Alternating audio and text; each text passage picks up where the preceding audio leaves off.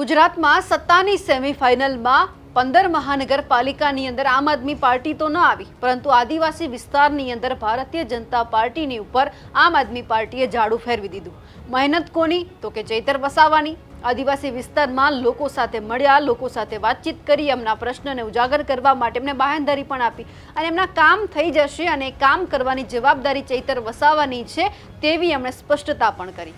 એટલા માટે આદિવાસી વિસ્તારની અંદર એક લોકપ્રિય ચહેરો બની ગયા ચૈતર વસાવા. આવું પહેલી વાર નહીં, આવું અનેક વાર થયું છે. પણ હવે સવાલ એ થઈ રહ્યો છે કે 30 વર્ષની અંદર ભારતીય જનતા પાર્ટીએ જે કામ નથી કર્યું એ જગ્યા ઉપર આમ આદમી પાર્ટીની સરકાર આવી અને હવે ચૈતર વસાવાએ કામ કરવાના શરૂ કર્યા છે અને ભાજપને પણ જવાબ આપી દીધો છે કે કામ તો અમે કરીશું. નમસ્કાર, આપ જોઈ રહ્યા છો નિર્ભય ન્યૂઝ અને હું છું આપની સાથે રિદ્ધિ. ગુજરાતની અંદર સત્તાની સેમીફાઇનલમાં આપણે પરિણામ જોયું, પરંતુ આદિવાસી વિસ્તારની અંદર પરિણામ એ આવ્યું કે ભારતીય જનતા પાર્ટી ક્યાંય જ ન દેખાય.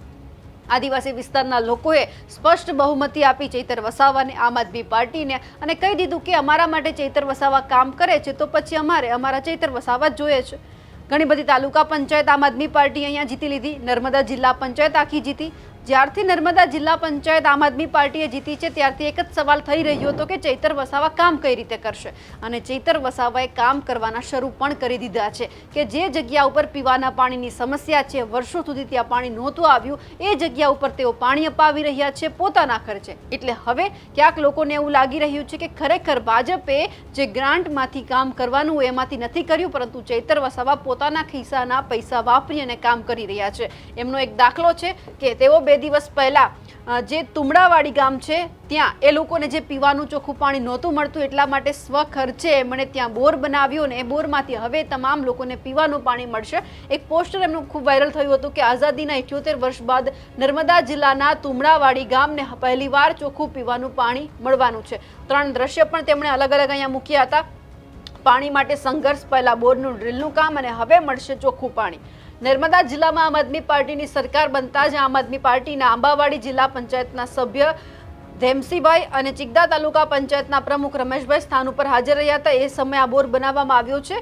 અહીંયાથી માત્ર આમ આદમી પાર્ટી અને ચૈતર વસાવાએ શરૂઆત કરી છે એવું કહી શકાય, કારણ કે કામ હજુ ઘણા બધા એમને કરવાના છે. આદિવાસી વિસ્તારમાં તમે જુઓ, રોડ રસ્તા પાકા નથી, પીવાનું ચોખ્ખું પાણી મળતું નથી. હજુ પણ લોકોને માથે બેડા લઈ અને પાણી ભરવા માટે જવું પડી રહ્યું છે. અને ચૈતર વસાવાએ વાત કરી હતી કે નર્મદા જિલ્લા પંચાયતની અંદર આજથી કામ શરૂ કરી દેવાના છે, કરી પણ દીધા. અને સાથે સાથે હજુ પણ આદિવાસી વિસ્તારના ઘણા બધા કામ એવા બાકી છે કે જ્યાં ભારતીય જનતા પાર્ટીએ કામ હાથમાં નથી લીધા.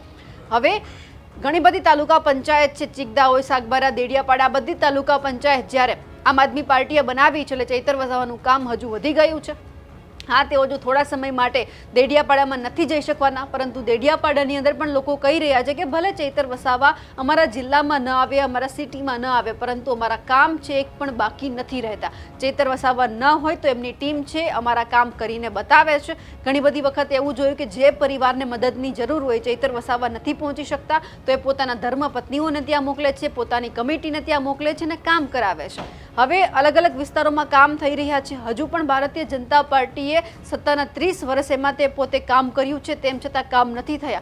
અને હવે આદિવાસી વિસ્તારની અંદર જ્યારે આમ આદમી પાર્ટીની સરકાર આવી છે તો ચૈતર વસાવા કઈ રીતે કામ કરવાના છે તે પણ સાંભળી લઈએ. ચૈતરભાઈ, અત્યાર સુધીમાં ત્યાં ભારતીય જનતા પાર્ટીનું શાસન રહ્યું છે પણ કોઈ કામ થયા નથી. આદિવાસીઓની અંદર એટલો ભારે રોષ જોવા મળી રહ્યો છે. તો હવે જ્યારે ઘણી બધી બેઠકો આ વખતે સ્થાનિક સ્વરાજની ચૂંટણીમાં આમ આદમી પાર્ટીને મળી છે તો પછી હવે આપના નેતાઓ ધીરે ધીરે કામ કરશે ખરી? કારણ કે આના ઉપરથી પરિણામ 2027 નું પણ એટલું જ નક્કી થવાનું છે. હા, કરશે. મને પૂરે ભરોસો છે. જેટલા પણ લોકો ચૂંટાઈને આવેલા છે એ સામાન્ય પરિવારમાંથી આવેલા છે. નાની મોટી સમસ્યાઓ જાણનારા લોકો છે, ગ્રાઉન્ડના લોકો છે અને અમારા માર્ગદર્શન હેઠળ એ લોકોની સેવા કરશે. હું તમને ખાતરી આપું છું, 1996 થી પૈસા એકની અમલવારી આ વિસ્તારમાં થઈ છે, પણ આજે પણ ગામડાવાળાને ખબર નથી.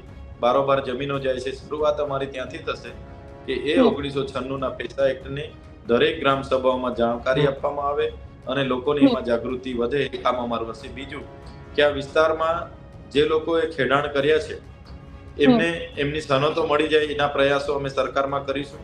અને જે બચે છે એને જંગલ તરીકે સારો વિકાસ થાય, વન્ય પ્રાણીનો વિકાસ થાય, પશુ પક્ષીનો વિકાસ થાય, એના પ્રયાસો અમારે હશે. ત્રીજું આ છોટાઉદેપુર, દાહોદ, નર્મદા જેવા જિલ્લાઓને પણ નર્મદાનું પાણી મળે એનું અમે પ્રયાસ કરવાના છે. ચોથું, આ વિસ્તારમાં કુપોષણ જે છે એને દૂર કઈ રીતના કરી શકાય, એની જાગૃતિ કઈ રીતના લાવાય, એ અમારા પ્રયાસો હશે. અનુસૂચિ 5 પ્રમાણે રૂઢિગત ગ્રામ સભાની જે પાવર પેટર્ન છે, એ પાવર છે કે ભાઈ જે પણ ગામમાં રેતી, કંકર, કોલસો કે જે પણ લિગ્નાઇટ કે કંઈ પણ મળે એમાંથી 50% ગામ સભાને, એમાંથી સ્વભંડોળ મળે, રોયલ્ટી મળે, એની પણ અમે જાગૃતતા લાવીને ગામ સભાઓને આપવાના છે. એવા અનેક મહત્વના મુદ્દાઓ છે જે ભાજપ સરકારે પોતાના 30 વર્ષના શાસનમાં નથી કર્યું, જે અમે ચૂંટાઈને આવવાથી ગ્રામ પંચાયત, તાલુકા પંચાયત અને જિલ્લા પંચાયતોને સાથે રાખીને અમે કરીશું. પણ ચૈતરભાઈ, તમે જ કહો છો કે ભાજપે 30 વર્ષમાં જે કામ નથી કર્યા એ કામ હવે થશે, પણ શું એ આટલા ટૂંકા ગાળામાં થશે ખરી? કારણ કે ત્યાંના પ્રશ્નો વધી રહ્યા છે. રોડ રસ્તાના હોય, સ્થાનિક કહી શકાય પાયાની સુવિધા તે લોકો પાસે નથી, તો શું આમ આદમી પાર્ટીએ કરી શકશે ખરી જે 30 વર્ષમાં ના થયું એ? અમે ધારાસભ્ય ચૂંટાયા પછી 3.5 વર્ષ થયા છે. અમે જનતાના કામ કર્યા છે તો જ જનતાએ અમને આટલા બધા મત આપ્યા છે. અમારી પાસે તો નથી પૈસા, કે નથી દારૂ, નથી પોલીસ, નથી તંત્ર યંત્ર સર્વત્ર, છતાં જનતા મત આપે છે ને. તો કામ કરીએ છે તો જ આપે છે, કામ કરીએ છે તો જ આપે છે. એટલે કરીશું, આવનારા દિવસોમાં પણ કરીશું અને જનતાને સાથે રાખીને કરીશું. આ કઈ એવું નથી કે પહેલી વાર અમે ચૂંટણી, વિધાનસભામાં પણ અમને એ જ પ્રકારની જનતાએ આશીર્વાદ આપ્યા છે.